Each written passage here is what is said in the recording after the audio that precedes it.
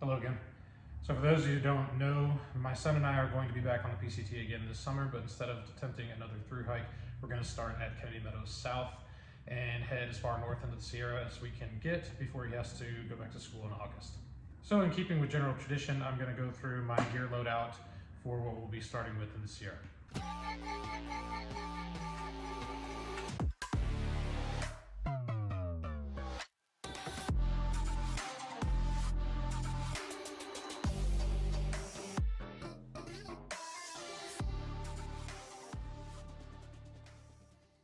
I don't think I've uploaded a gear video since 23 when my son and I tried his first attempt on the PCT and it didn't go so well.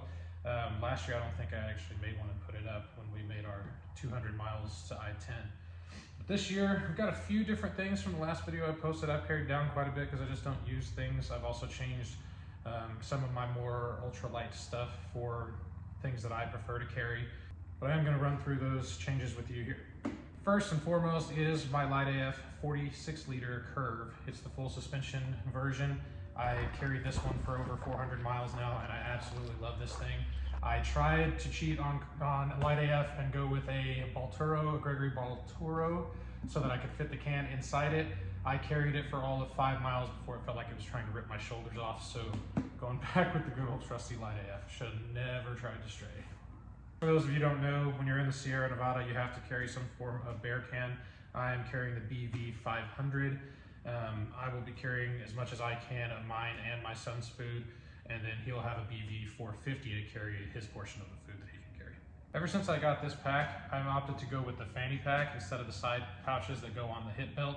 I'm a wide guy and those side pouches end up pretty much on my kidneys and they're almost impossible to zip and unzip. This fanny pack has been amazing, and I will definitely be using that again this year. Inside the fanny pack, I've got the same hat that's been with me. It's an outdoor research hat. This hat has been with me on every attempt at the PCT and every trip I've ever been on, honestly, backpacking. Still got my outdoor research sun gloves. These have also been on every backpacking trip with me. I use them maybe about half the time I'm out. Simple beanie.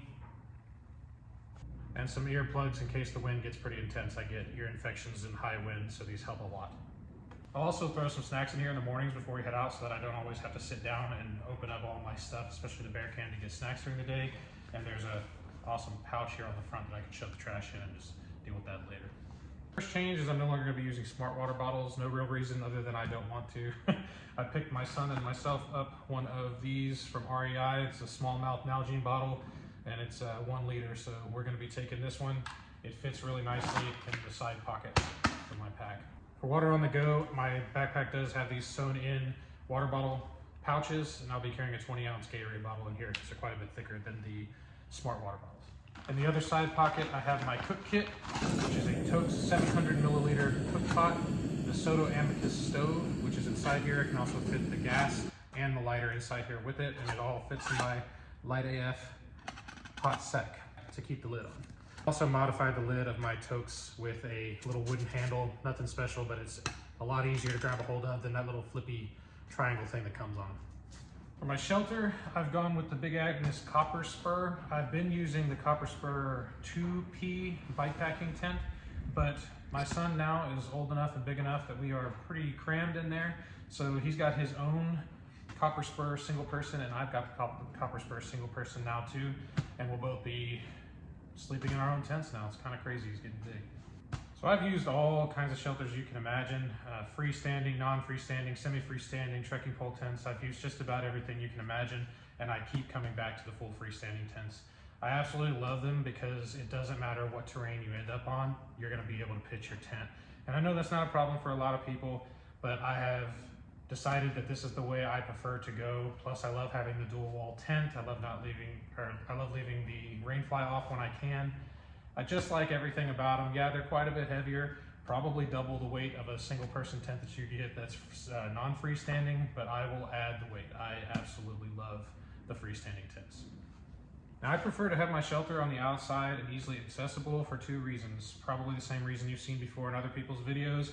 I like to be able to set it up entirely without taking anything out of my pack, especially if it's raining. And same for when I'm packing up. I can pack up everything inside my tent before I ever get out of my tent, and the last thing I do is strap it to the back.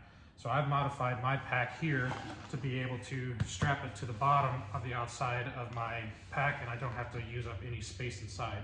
It's just got these little clips here that come right off and right back on, just like that. Now this is actually the reason why I went with the bike packing tent, because it comes with this stuff sack that has these compression straps on it, because it's meant to strap to the handlebars or the frame of a bicycle. It only adds a few ounces and it's absolutely perfect for the way I wanted to set it up on my pack. Another reason that I went with the bike packing tent is the back poles are quite significantly shorter. These are the poles for the setup. So much shorter than the original non-bike packing version because it's meant to be compact on the bike. It fits really nicely down the front pouch of my pack. My pack, and I think almost all of them now, come with these little side pockets here, or at least as an option that you can choose when you're building your pack.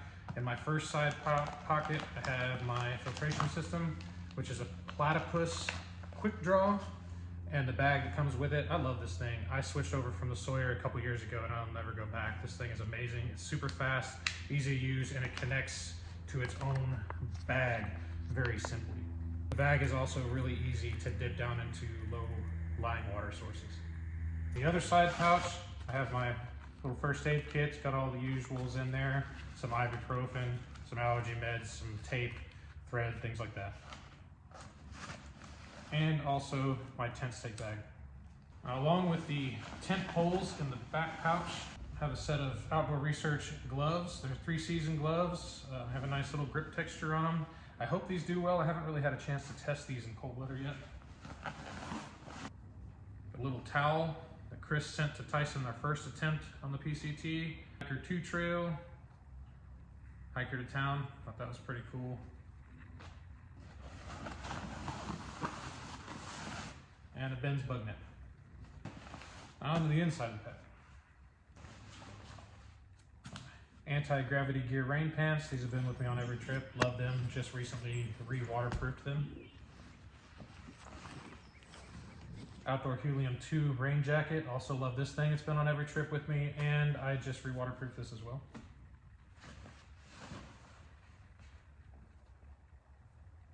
Senshi half zip. This is my hiking warm layer. I hike hot, so I can't wear a lot of layers, but this thing is absolutely amazing. It doesn't look like it'll hold a lot of heat in, but it really does, and it also lets the moisture out. I love this thing. I have my electronics kit inside a Dyneema stuff sack. Got a 20,000 milliamp Anchor battery bank. This will be for me and my son to recharge our phones, the Garmin headlamp, stuff like that. Petzl bendy headlamp. This thing is a lot more comfortable than it looks. I was really skeptical when I got it, but I've been using it for years now and I absolutely love it. Well, when I use it, I rarely use it, but when I do, it's very comfortable. Standard charging cord. Got some KT tape for knee and foot stuff that I've run into in the past. Other charging cables for other devices, Garmin, whatnot. Flex tail pump for my air mattress. I will not go on trail without this. It's just too good. Extra battery for that thing, and it charges using USB-C. That's crazy. Pen with some Luco tape on it. Anchor quick charger for the wall.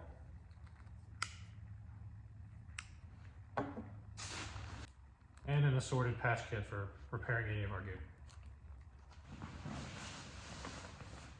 Same puffy I've always used, my Enlightened Equipment Apex Torrid jacket. I still only use this to sleep when it's that cold, which I haven't run into since I started using a sleeping bag. Julian. Enlightened Equipment Apex Torrid puffy pants. Same thing with the puffy jacket, only use it if it's cold enough at night to sleep. For my sleeping pad, I've got a Big Agnes Ultra Air Core long version. This is amazing. This is my favorite, my absolute favorite pad I've ever slept on. It's perfect for my large sides and the way I roll around at night. I never touch the ground and it's crazy warm. And lastly, my biggest change of all, I've gone with a down quilt. This one is a Nemo Disco 15 degree. I've only used this in about 45 degrees so far and I had to leave the zipper open because it was so warm. I absolutely love this thing. I mentioned it before on this channel. It has this nice fabric down here that's more waterproof than the rest of the fabric for the toe box. It also has that in the head, so that if you end up touching the walls of your tent and having condensation, it's not going to soak your down. It's absolutely amazing. Cannot wait to try this in colder weather. That is it for my 2025 PCT pack loadout. Not a whole heck of a lot of changes, but the changes I made are pretty significant, and I'm pretty excited to get out there and see how it all works for me. I'll be making another video on my son's kit. He's not a real big video or YouTube person. I'm not really complaining about it, so I'll take his stuff and show it to you guys if you're interested. If y'all are interested in following us on our trip this summer to see how far we get, we will be posting videos when we get back here on YouTube, but if you want to follow us along while we're out there, I'll be posting whenever I can on our Instagram channel, ahonui_outdoors. Till next time.